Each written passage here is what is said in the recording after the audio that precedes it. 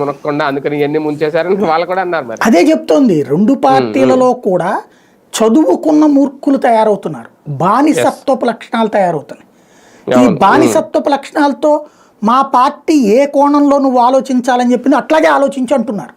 అంతేగాని పడవచ్చి దాన్ని కొట్టడం ఏంది, లేకపోతే ఇదేంటి వరదలేంటి అటుపక్కకి వండించడం ఏంటి అనే కామన్ సెన్స్ లేదు ఇక్కడ. ఇది పక్కనకి పెడితే రెండో పాయింట్ ఏం నడుస్తుంది అక్కడ అంటే, దాంట్లో అరెస్ట్ చేశారు కదా పడవలకి వాళ్ళని, మరి ఇక్కడ ఎవరిని ఎందుకు అరెస్ట్ చేయలేదు? మరి ఇక్కడ ఎందుకు అరెస్ట్ చేయలేదు?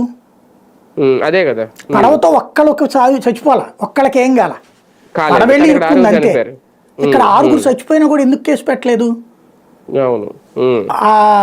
అదేది ఎల్జీ పాలిమర్స్లో అగ్ని ప్రమాదం జరిగింది, వాడేం కావాలని తగలట్లేదుగా, దాని అంతటా అదే అంటుకున్న మంటలు ఆ సమయంలో చనిపోయారు. కేసు పెట్టి అరెస్ట్ చేసి జైల్లో పెట్టారు కదా.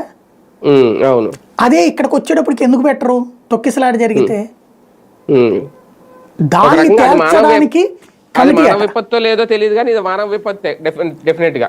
బేసిక్ గా ఇప్పుడు ఏంటంటే, ప్రపంచంలోనే అడ్మినిస్ట్రేషన్లో కోట్లాది మంది భక్తులు వచ్చినప్పుడు, కోట్లాది మంది ప్రజలు వచ్చినప్పుడు ఎలా నడపాలి, ఎలా నడవాలి అన్నటువంటి దాని మీదన ప్రపంచ స్థాయి వ్యవస్థలు వచ్చి తిరుమల తిరుపతి దేవస్థానం దగ్గర నేర్చుకుంటాయి.